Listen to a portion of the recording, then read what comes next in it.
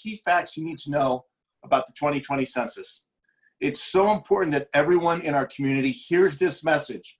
And so today, Carolina, who works on my team, is going to provide a Spanish translation to each of the next 5 key points.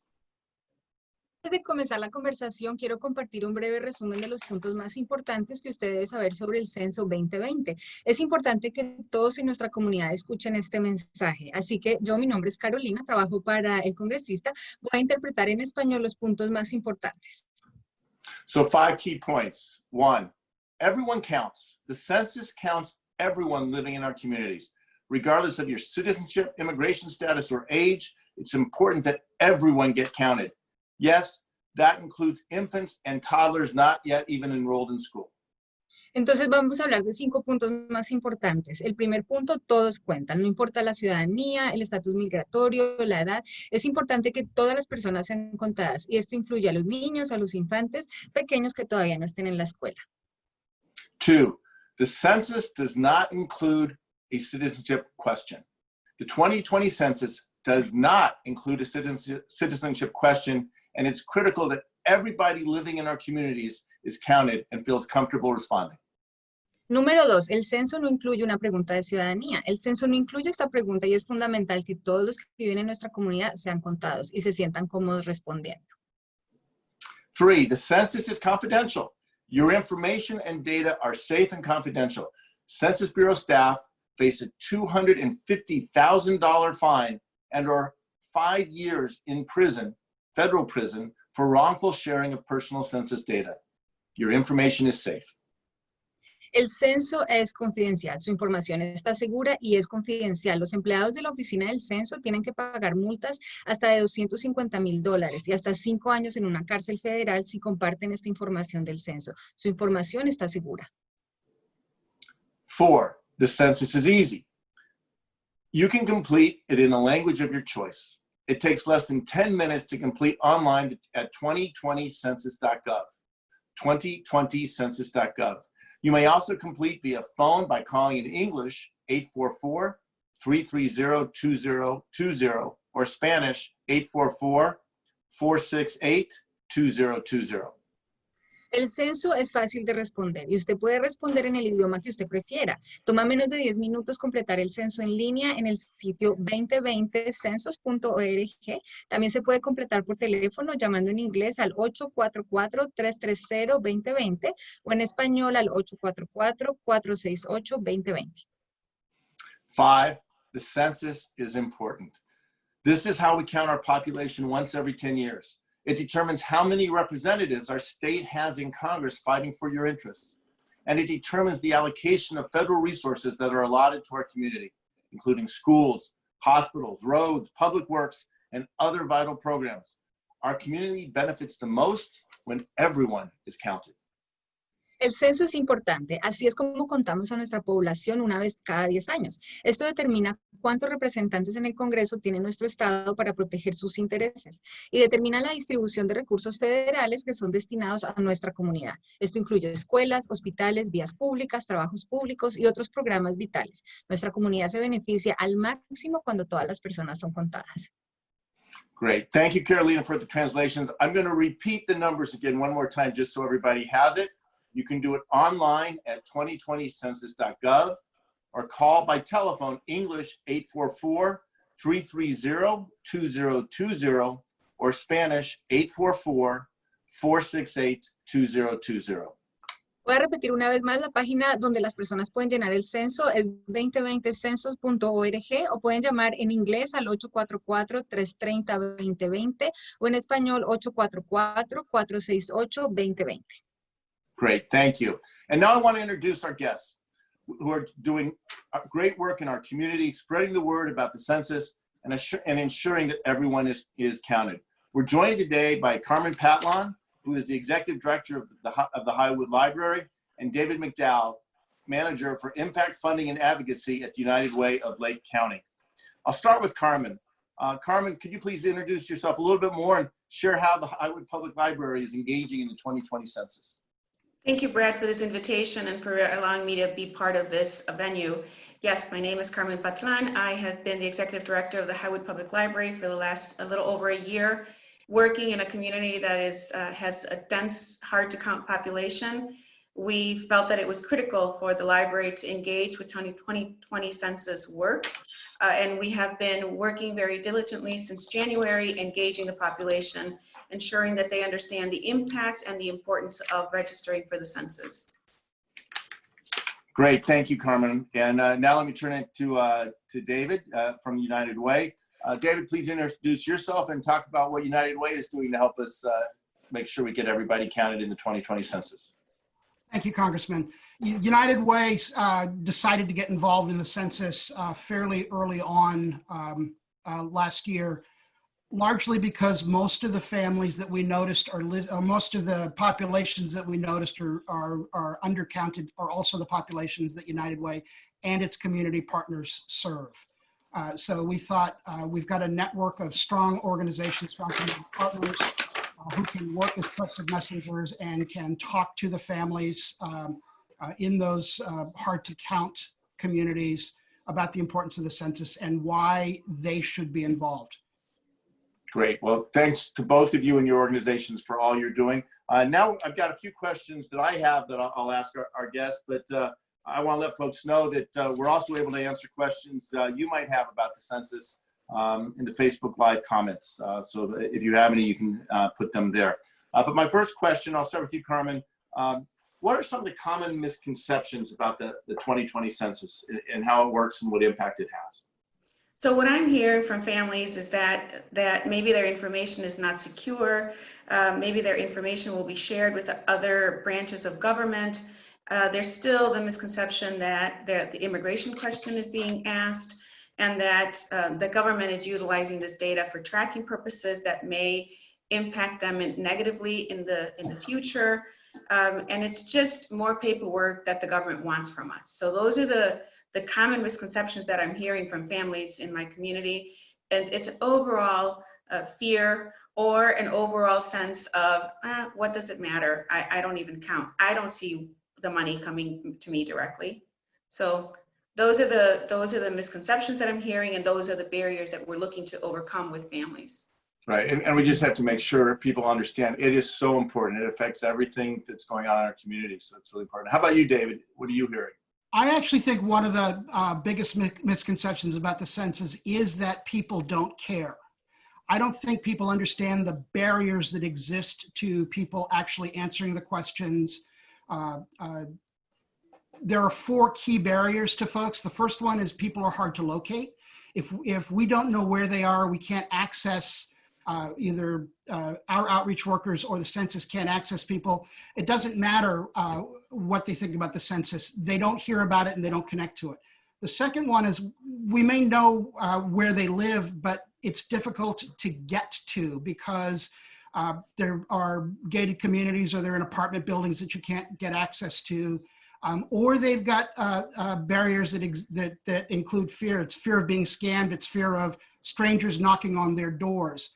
The one that most people talk about is just one of 3, and that is people who have a mistrust of government. That is a barrier that needs to get over. But the 4th barrier is that we may know where they are. They may want to answer the census, but there's a communication challenge. This year, that's especially visible through the fact that the Census Bureau is trying to do everything on the internet. And so folks that are not well connected or not well versed in using the internet, they may want to fill out the forms, but they just can't. They don't know how. Right, and again, to remind people, it is available on the internet. The phone numbers, we'll repeat them again, and that I think is one of the important reasons. But Carmen, turning back to you, there's specific barriers that are distinct, maybe not unique, but distinct to the Latino community. Barriers that are specific to people for whom perhaps English is not the primary language in the home. Do you want to touch on some of those? Certainly. So the main concern that we're hearing is the lack of trust. And we're going to keep reiterating this as the conversation goes, as Dave mentioned, Brad. It is the lack of trust. Families that, especially new immigrant families, have many barriers that they're facing right now. They're in survival mode. Right now with COVID in the picture, and now especially with all of the rioting happening, it's like a perfect storm against the census. So it tends not to be a priority in families' minds right now.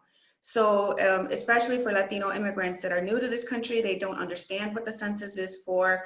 They have a mistrust of local government and of government, period. When you come and you ask them, you know, we need to count you because you're important and your information is critical for us to make sure that we have the accurate statistics that will determine the benefits that are going to be coming to our communities, they still, it's like, it's okay, I'll do it later.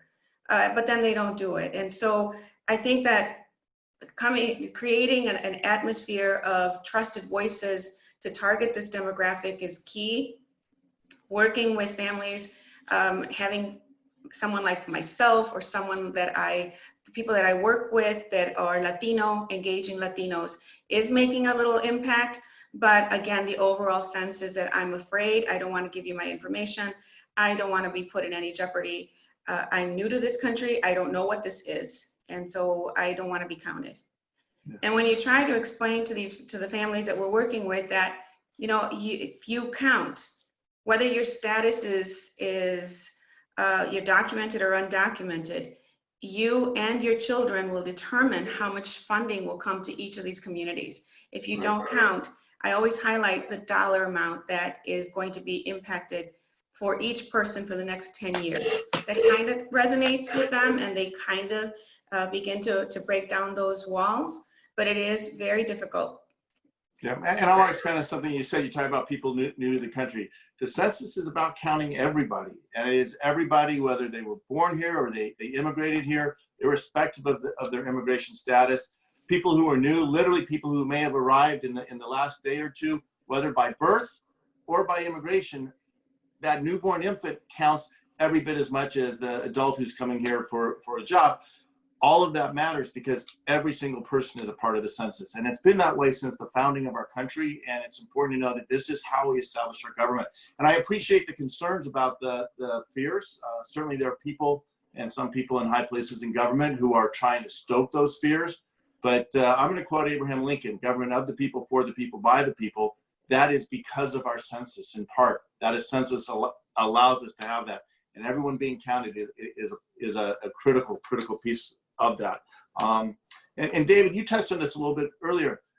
Certainly the pandemic is affecting how we are doing the census. You know, as I said, we've been doing this the entire history of our country. At one point it was people knocking on your door, riding up on horseback. Today we're using technology with the internet and phones. But how is COVID affecting it, and what should people be aware of? I think there are a number of things that are impacting this census. We've talked a little bit about the immigration issue. We're going to talk about COVID, but I think we also have to acknowledge that the protests that are happening are raising very serious issues about a large part of our population that also is struggling with full recognition with the African American community. I think what we've run into with the COVID pandemic is the first problem is we can't talk to people face to face. Much of our outreach plan was based on having trusted messengers talking to people about the importance. That we can't do. The other challenge is that places where people gather or connect, those have disappeared under social distancing. And other trusted messengers like home visiting programs or health departments or health clinics, those are also places that we were going to try to reach our targeted populations.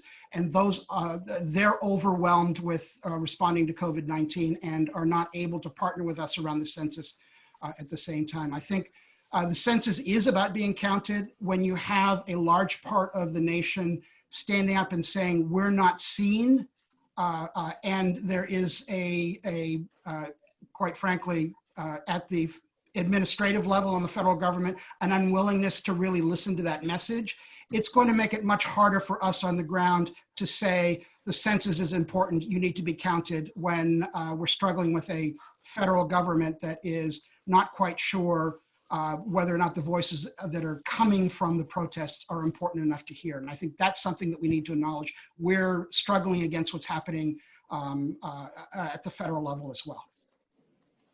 Absolutely. And let me say that every voice is important to hear, and that's part of the reason why the census is so important.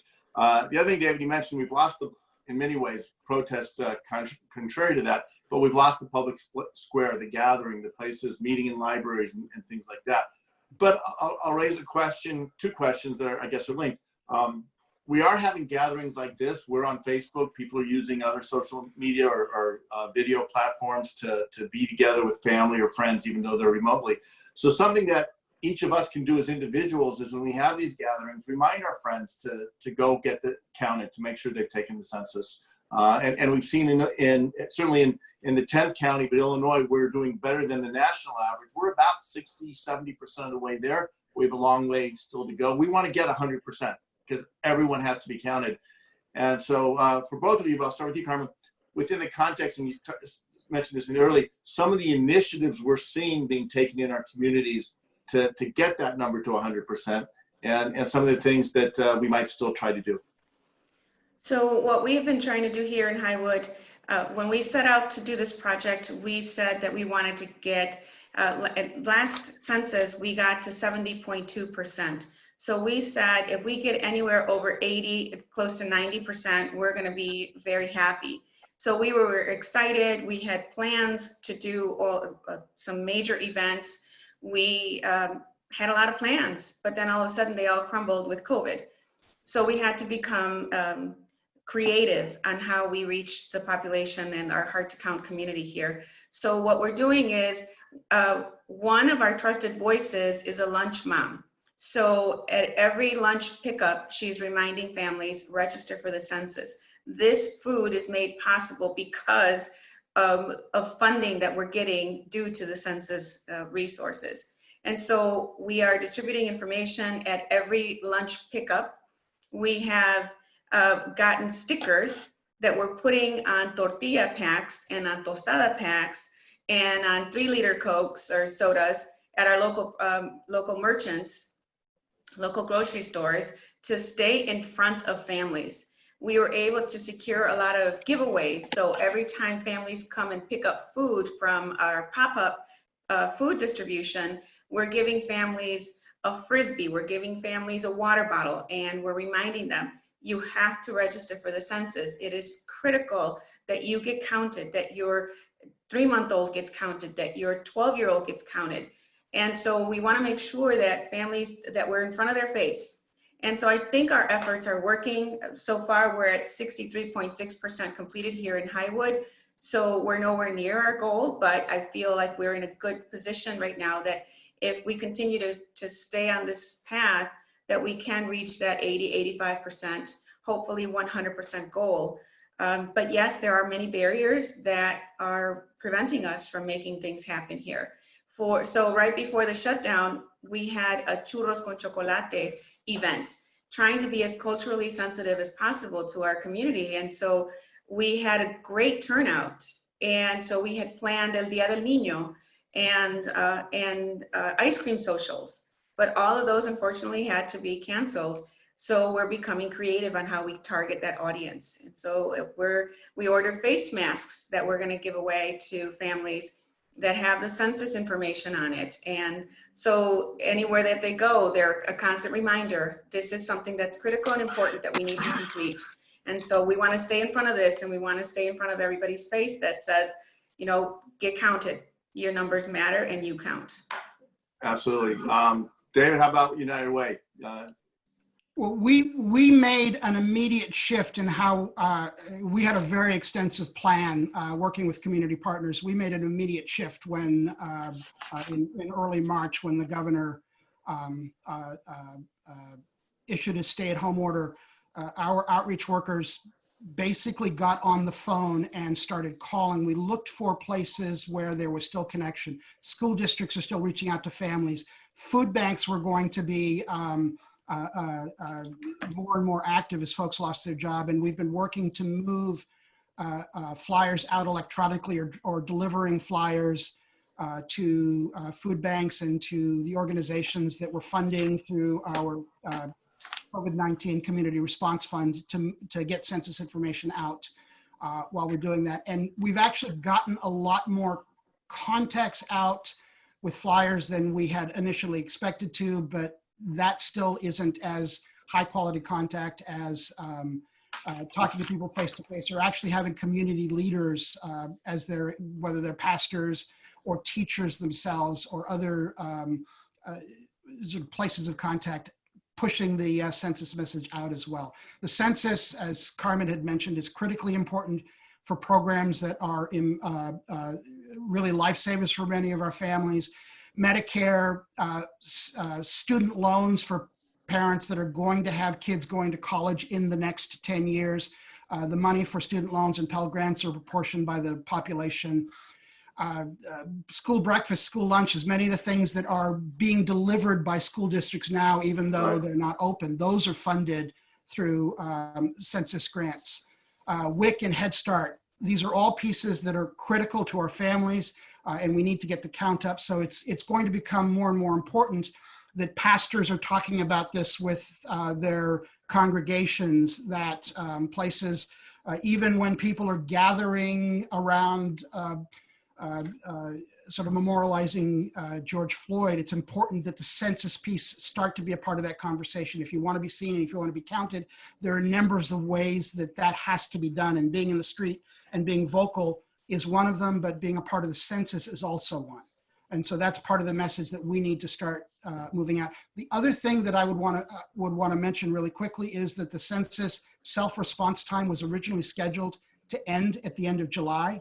The Census Department has moved that up to October, so the census will extend much longer than it normally does, and there's going to continue to be opportunity for our community stakeholders as they begin to open up to be more active on the census. And we're going to be reaching out and trying to make that happen as we stretch into late summer and early fall.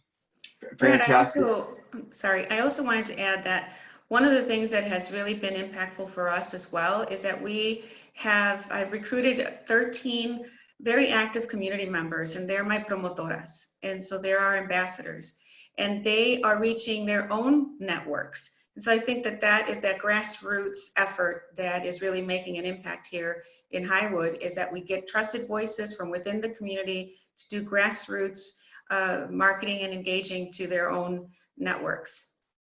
Yeah, no, I think that's absolutely right. And Carmen, you mentioned this idea of community leaders. And I think we do have to convey as leaders the responsibility, but also the trust, and be very focused on that.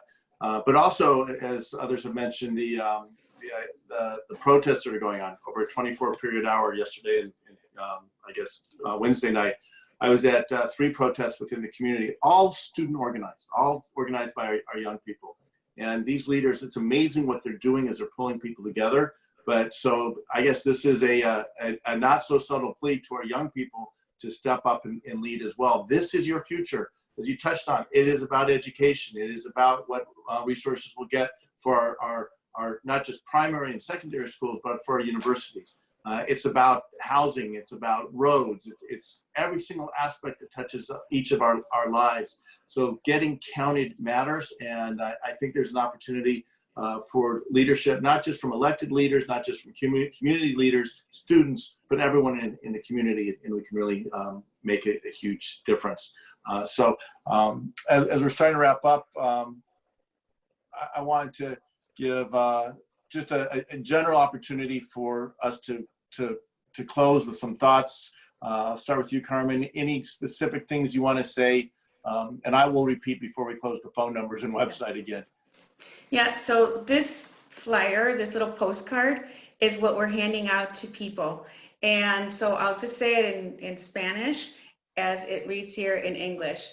El censo es seguro, es fácil, y es importante. The census is safe, it's easy, and it's important.